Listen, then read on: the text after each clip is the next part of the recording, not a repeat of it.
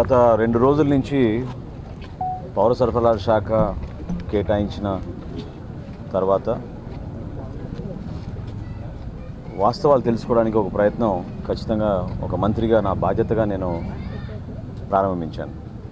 అందులో భాగంగా ఈరోజు తెనాలి నియోజకవర్గంలో అసలు డిస్ట్రిబ్యూషన్ ఎట్లా జరుగుతోంది, వేర్ హౌస్ దగ్గర నుంచి క్షేత్రస్థాయిలో ఉన్న వినియోగదారుడికి ప్రభుత్వం నుంచి అందించే ఈ సరుకులు సరైన విధానంలో అందుతున్నాయా లేదా అని దానిపైన మన జాయింట్ కలెక్టర్ గారు, అదేవిధంగా సబ్ కలెక్టర్ గారు, అధికారులందరితో కూడా కలిసి పర్యటించి ఒక 5-6 పాయింట్స్ మేము లోతుగా చెక్ చేయడం జరిగింది. ఇంత మాత్రం నేను చెప్పగలుగుతాను. పూర్తి వివరాలు తెప్పించుకోవాలని ఒక నిర్ణయానికి వచ్చాను. ఎందుకంటే ప్రభుత్వంలో ఉన్న ఇటువంటి వ్యవస్థల్ని వ్యక్తిగత లబ్ధి కోసం ఉపయోగించుకుని చాలా భారీగా అవినీతి చేశారు గత ప్రభుత్వం.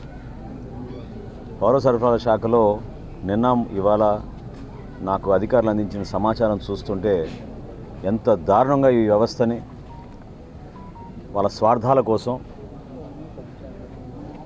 వాళ్ళ ఆస్తులు పెంచుకోవడానికి కోసం, ఎవరైతే కష్టపడి పండించే రైతు ఎదురు చూస్తున్నాడో ప్రభుత్వం నుంచి సహాయం, అతనికి ఏం అందడం లేదు. వినియోగదారుడు ఏదైతే నాణ్యమైన సరుకు వస్తుంది, ప్రభుత్వం సరఫరా చేస్తుంది, ఇది మనం ఉపయోగించుకోవచ్చు అనే వెహికల్తో ఎదురు చూస్తున్న వినియోగదారుడికి అటువంటి పరిస్థితి లేదు. వీళ్ళిద్దరు భాగస్వాములే ఈ వ్యవస్థలో. అటువంటి భాగస్వాముల్ని వీళ్ళు అవమానపరిచి వేల కోట్ల కుంభకోణం ఈ శాఖలో జరిగిపోయింది. 100% నేను రాష్ట్ర ప్రజలకి మాటిస్తున్నాను. పవన్ కళ్యాణ్ గారి తరఫున, చంద్రబాబు నాయుడు గారి తరఫున ప్రక్షాళన మొదలైంది. వీళ్ళందరినీ ఖచ్చితంగా వీళ్ళు చేసిన అవకతవకలు,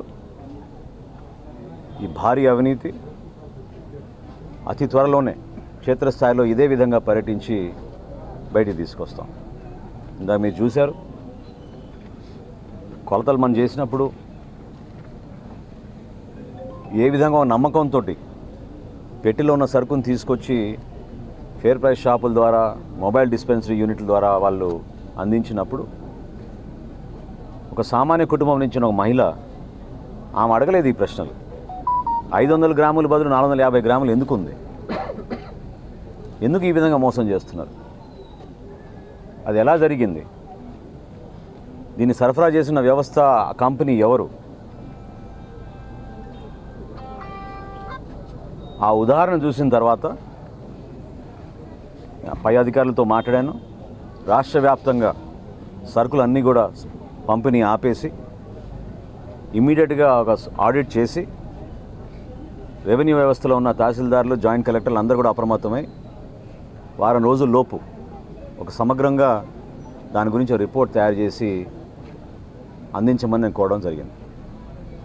మరొక్కసారి నేను కోరేది ఏంటంటే ఈ వ్యవస్థని ఖచ్చితంగా మరింత మెరుగైన సేవలు అందించే విధంగా, కష్టపడే రైతుకి అండగా ఉంటామని, అదేవిధంగా క్షేత్రస్థాయిలో తెల్ల రేషన్ కార్డులు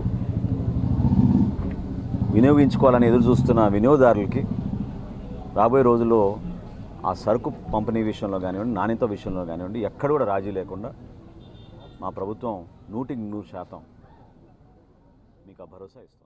మరిన్ని వీడియోస్ కోసం ఛానల్ ని సబ్స్క్రైబ్ చేయండి. లేటెస్ట్ అప్డేట్స్ కోసం వాట్సాప్ ఛానల్ ని ఫాలో చేయండి. అండ్ లింక్ డిస్క్రిప్షన్ లో ఉంది.